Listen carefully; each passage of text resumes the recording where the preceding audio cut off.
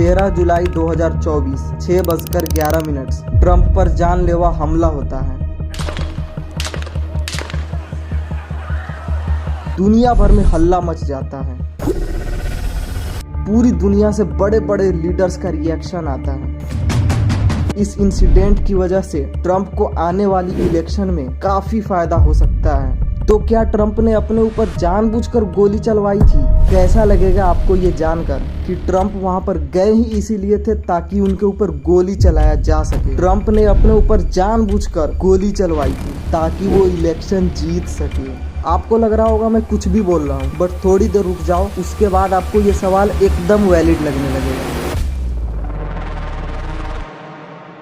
इस इंसिडेंट के 2 दिन बाद यानी 15 जुलाई को द मॉर्निंग कंसल्ट के द्वारा एक पोल कंडक्ट कराया गया, जो कि एक अमेरिकन बिजनेस इंटेलिजेंस कंपनी है, जिसका मकसद ये पता करना था कि कितने % लोग इस चीज पर भरोसा करते हैं कि ट्रंप पर जो अटैक हुआ वो एक प्लानिंग के तहत जानबूझकर कराया गया। ट्रंप का जो असैसिनेशन अटेम्प्ट हुआ वो एक फेक और स्क्रिप्टेड था। तो इसका रिजल्ट जानकर आपको यकीन तक नहीं होगा।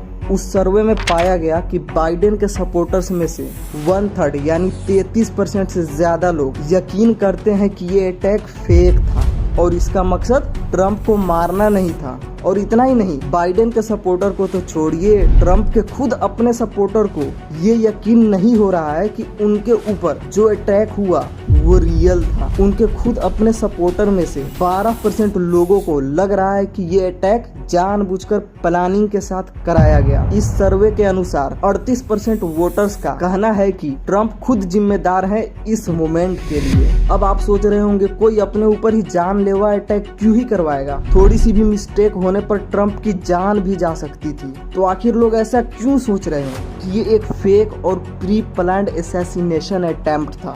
तो कुल 5 ऐसे रीजन हैं जिसकी वजह से लोग ऐसा सोचने पर मजबूर हो रहे हैं। सबसे पहला रीजन कि जो शूटर था वो ट्रंप की ही पार्टी यानी रिपब्लिकन पार्टी से ही जुड़ा हुआ था। इन्वेस्टिगेशन के बाद पता चला कि शूटर का नाम थॉमस मैथ्यू क्रूक्स था, जो सिर्फ 20 साल का था और पेंसिल्वेनिया के वोटर डाटाबेस की लिस्ट के अकॉर्डिंग क्रूक्स ने खुद को रिपब्लिकन पार्टी को वोट देने के लिए रजिस्टर किया था। तो सवाल ये उठता है कि कोई इंसान अपने ही फेवरेट पार्टी के लीडर को क्यों मारना चाहेगा?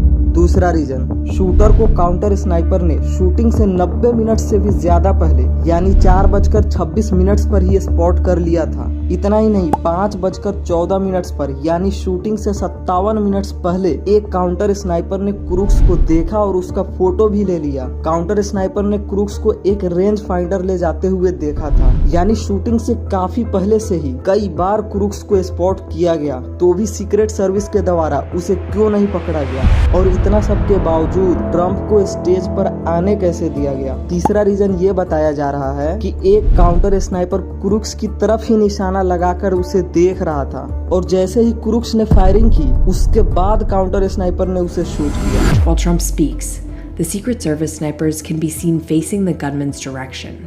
We see the agent on the roof pick his head up just before shots ring out at 6:15. तो आखिर ये काउंटर स्नाइपर किस चीज का वेट कर रहा था? सपोज कीजिए ट्रंप ने अगर बिल्कुल लास्ट मोमेंट पे अपना गर्दन नहीं घुमाया होता तो क्या होता?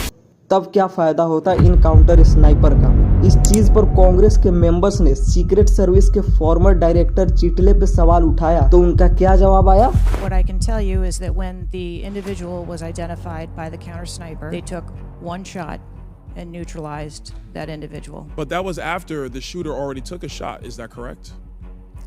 That is correct. So what you're saying now is that the Secret Service did not see the shooter on the roof until after the shooter took a shot? I do not have all of those details at this time. If you don't have those details after 9 days, Director, then what you're telling me is that you guys didn't see it. Fourth reason, अगर मान लिया जाए कि ये attack secret service की security failure की वजह से हुआ, तो ट्रंप को इतना कॉन्फिडेंस कैसे आ सकता है कि वो इस तरह से सबके सामने आकर फाइट फाइट फाइट बोले? ये उन्हें कैसे मालूम था कि उनके इस अटैक के पीछे एक ही शूटर था। जैसे ये शूटर गोली चलाने में कामयाब हो जाता है, वो सबसे छुप कर अटैक कर सकता है, तो इस तरह कोई और भी तो हो सकता था जिसके बारे में सीक्रेट सर्विस को ना पता चला हो। फिफ्थ रीजन, इस घटना के 9 दिन बाद जब कांग्रेस के मेंबर्स सीक्रेट सर्विस के उस वक्त के डायरेक्टर किम्बरली चीटले से इस इंसिडेंट से रिलेटेड सवाल पूछते हैं, तो ऐसा लग रहा था जैसे चीटले जानबूझकर उनके सवालों का जवाब नहीं देना चाह रही थी। तो इसके पीछे आखिर क्या रीजन हो सकता है? What are you covering up? What are you hiding, my friend? I'm not covering anything up. Then why can't you answer a simple question? I would leave it to the criminal investigation to answer questions related to that. When you talk to the FBI and you ask them how many explosives, well, let me ask you, did you ask them how many explosives were on the roof? Did they answer that question? Or in the car, excuse me. Did they answer that question for you? Yes. Yes. So you know the answer to that question that my colleagues have asked you. But again, you refuse to give us the answer. It's not a can't. It's not a I don't know. It's a I choose not to answer the question.